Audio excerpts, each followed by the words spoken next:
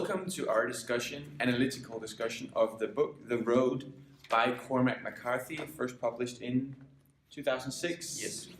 So we follow a boy and his father in this post-apocalyptic world. It's not explained what happened, but there's ashes everywhere and resources are scarce. It's some time after the apocalyptic event, so it would definitely be defined as like a couple of years. I'm pretty sure they said a couple of years. And then the name The Road is caused by the boy and the father following the road for the vast duration of the book. And it functions as a montage of their experiences during this road trip.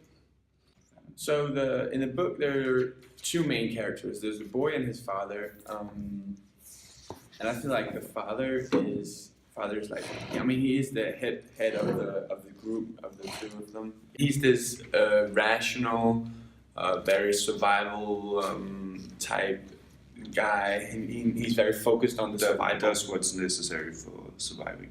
Yeah, he does exactly what's necessary. Nothing unnecessary. And then there's the boy, which is kind of his counterpart, and he's this clean, pure boy. And he wants to give away food when he has a chance for it, even though they don't have much. He still wants to share. Yeah, well, the father strives for effectivity. His brother, sometimes like his son, sometimes pulls it back and makes him remember what it means to be human and his ethics. So when the father, for example, thinks of killing someone, the boy would make him stop and think of the person on the other side of the gun. They meet a few people. Some of them, they would be defined as bad people by the father and the son, because they resort to cannibalism in this world with scarce resources. So it becomes this huge discussion of good people and bad people, who's who. The father has a clear definition and tells his son that out there's primarily bad people, but there are some good people there, but they can't find them because they're hiding just like them. Yeah, it's kind of like, I think he might have this idea that there are more, there are good people, but every time he meets them, he'll find something bad about them, and then they will be in the list of bad people. Everyone are protective of their own and themselves, and I feel like if they ended up meeting some good guy or some good group, a good group of people, then they would try to protect themselves, and the father would think that they are bad guys, and that's why I think when the father dies in the end, that's why the good people comes up to him, because he was too maybe too introvert or too scared to actually be open to meeting the good guys. Yeah. Maybe you could argue that the father is actually not a good guy, because he has his son to maybe brighten the good side of him, because every time he meets someone, he just wants to do what's necessary for survival, and it's only the boy who's kind of like the human side of him, who really just thinks about people, and the father doesn't really. Yeah, but the whole concept of good is bad is subjective. Can you really blame these cannibals for eating people if it's the only thing that's keeping them alive? Yeah, they would die as well if they had nothing to eat. So, if one survives, but that's the kind of humanity, the fall of humanity. Because when we start eating each other, we kind of just snails or something that just eats their friends when they die. There's no humanity to go back on in this world. No, they can't. Agriculture is gone. It's gone. So yeah, the whole food production, our foundation for society is. It sounds like they're living on lent time, because at some point they're gonna run out of canned food in the world. There's still those little few people left. They will eat it all, and then they'll just. I guess they will die out. Yeah, but we don't know if this affects the entire world. Actually, no, we don't. It could be that down south there's still a chance that they could grow some food. You kind of feel like there's a bright side when we have this boy, this row, carrying the fire. Yeah, carrying the fire. We feel like there's something on the other side, but maybe there's just nothing. They all die. carrying the fire. So that's the hope for humanity, that the new generation will care for each other. But that raises the question: are we stronger together? I mean, If we all help each other, would they have the biggest chance of surviving? I'm sure they would. Yeah. Why did the mother kill herself? Why? Well, I think she stuck in the old world. She didn't think living in this world was worth it. No. And I mean, maybe it was. I think it was because she had that son as well. Because she saw that, like, I don't know if she knew he was good back then, but I think when she got that kid, she saw that there was like nothing good in this world. Because she knew that her son was never going to grow up in something nice, and that I think that made her hopeless. Yeah. So she saw that, okay, this world is terrible. There's no God left to save us. So she felt like ending it all. And one less mouth to feed. Yeah, I guess.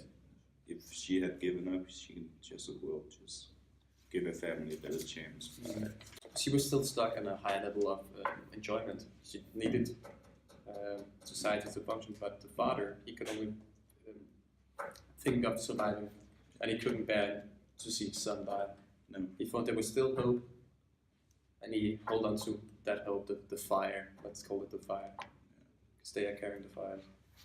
While the mother saw nothing, no God, not anything, no purpose at all in this world, just to starve to death and die slow and painful.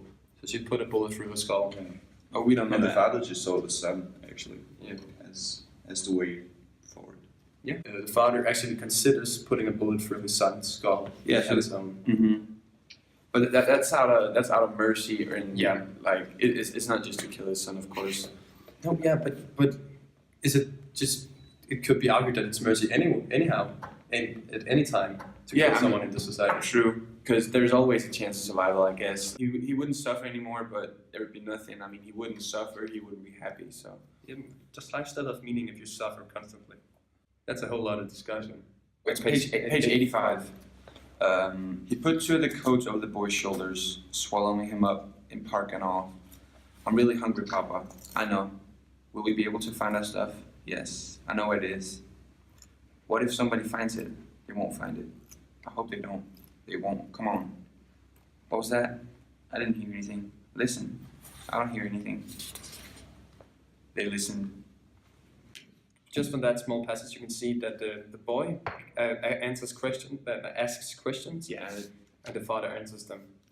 And you can also see in the pattern that the father is the one who's ordering his son, while the son speaks more hypothetically. It kind of sounds like the dad is so hopeful and stuff because he said, oh yeah, we will make it. It will be all right. Yeah. But I'm not sure if he actually thinks that himself. Because I'm pretty sure he just wants the kid to feel all right, but he knows, like, on the inside that the world will never be the same. Because he's seen the real world. He's seen the happy place and his friends. They talk about his friends at some point. Mm-hmm. And he will never see those again because, he's had the good world, and now he's in this horrible world. But the kid has only been in the Horrible world. Nothing to compare it to. Maybe I can find more enjoyment in this world than anyone else. Yeah, I'm sure. I will now read an example from page 22 about the Coca-Cola. He withdrew his hand and sat looking at a Coca-Cola. What is that, Papa? It's a treat for you. What is it? Here, sit down. down. He slid the boy's knapsack straps loose and set the pack on the floor behind him. He put his thumbnail under the aluminum clip on the top of the can and opened it. He leaned in, his nose and the slight fizz coming from the can, and then handed it to the boy. Go ahead, he said. The boy took the can. It's bubbly, he said. Go ahead. He looked at his father and then tilted the can and drank. They sat there thinking about it. It's really good, he said. Yes, it is. You have some, Papa. I want you to drink it. You have some. He took the can and handed it back. You drink it, he said. Let's just sit there. It's because I won't ever get to drink another one, isn't it? Ever is a long time. Okay, the boy said. So this is an example of how the boy didn't really experience all the good stuff in well before this disaster, where the father kind of have experienced all this goodness, and it's kind of sad that the boy don't really get to see or experience good things or happiness. Coca-Cola is and still is happiness, and it's all these small things in life that he doesn't really get to. But I feel like Coca-Cola is a symbol as well of like this former materialistic world. Like Coca-Cola is like one of the most American things, and they spend like $10 billion on commercials and stuff. So I feel like they're the symbol of materialism. Now Simon will read from the ending. Last page 306 and 7. Once there were brook trout in the streams and the mountains. You can see them standing in the amber current, where the white edges of the fence wimpled softly in the flow. They smelled of moss in your hand, polished and muscular and torsion. Oh, okay. On their backs were vermiculate patterns that were maps of the world in its becoming, maps and mazes of a thing which could not be put back, not be made right again. In the deep glens where they lived all things were older than man, they haunt of mystery. You see the skeleton of the brook trout, and you can imagine how it once was. And that's a metaphor for the world here. There's still infrastructure and roads and all, but the society will never come back to what it once was. All we have left is like the skeleton of the brook trout. Yeah. So say that there is no hope for the world coming back. But that's not what this book is about. There still is something, Yeah, there still is a There's skeleton. something left. Yeah. something that's the human race. to come back to me. Or maybe the pistol. Yeah, something about how many bullets they had. They had 3, then the mother killed themselves, then they had 2. The father's kind of worried when he lost that second bullet that he wasn't going to be able to. Then he couldn't kill both the boy and himself if things went south. So that was, he was nervous about. Oh, that's why he is sad spending that the second bullet. Yeah.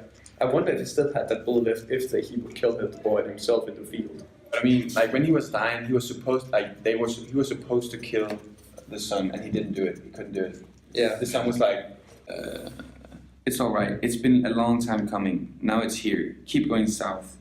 Do everything the way I did it. You're going to be okay, Papa. You have to. No, I'm not. Keep the gun with you at all times. You need to find the good guys, but you can't take any chances. No chances? You hear?